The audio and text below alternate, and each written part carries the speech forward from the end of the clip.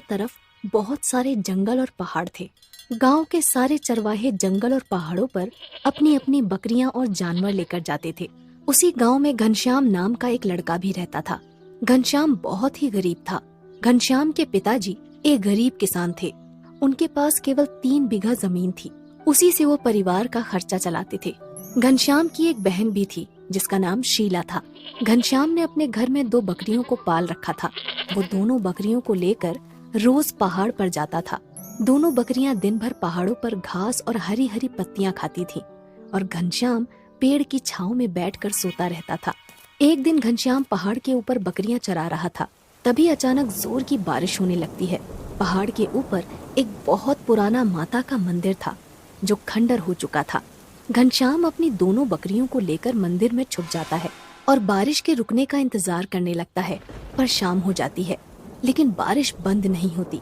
घनश्याम कहता है, हे भगवान, बारिश तो रुकने का नाम ही नहीं ले रही है। अब मैं क्या करूं? अगर पानी में भीग गया तो बीमार पड़ जाऊंगा और मेरे पास तो दूसरे कपड़े भी नहीं हैं। घनश्याम बहुत गरीब लड़का था। उसके पास केवल एक जोड़ी कपड़े थे। उसी से वो अपना काम चलाता था और इस तरह बारिश बंद होने का इंतजार करते करते रात हो जाती है। खंडर हो चुके मंदिर के अंदर बहुत सारी लताएं लगी हुई थीं। घनश्याम पेड़ की लताएं तोड़कर अपनी दोनों बकरियों को मंदिर के अंदर बांध देता है और वहीं नीचे जमीन पर लेट जाता है। थोड़ी देर बाद घनश्याम को नींद आ जाती है और वो सो जाता है। रात में घनश्याम एक सपना देखता है। बारिश का महीना शुरू हो चुका था। एक दिन घनश्याम के पिताजी घर में घनश्याम से कहते हैं, बेटा घनश्याम, बारिश शुरू हो चुकी है और अभी तक खेतों में बुआई नहीं हुई है। घर में कुछ पुराने बीज रखे हैं, तो मेरे साथ खेत पर चलो, हम दोनों मिलकर बुआई कर देंगे।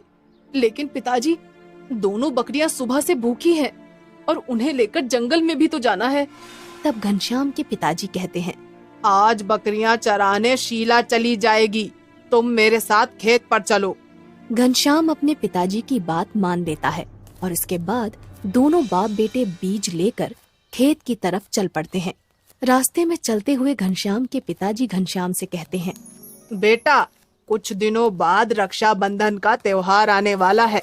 हर बार की तरह इस बार भी रक्षाबंधन का त्योहार ऐसे ही निकल जाएगा।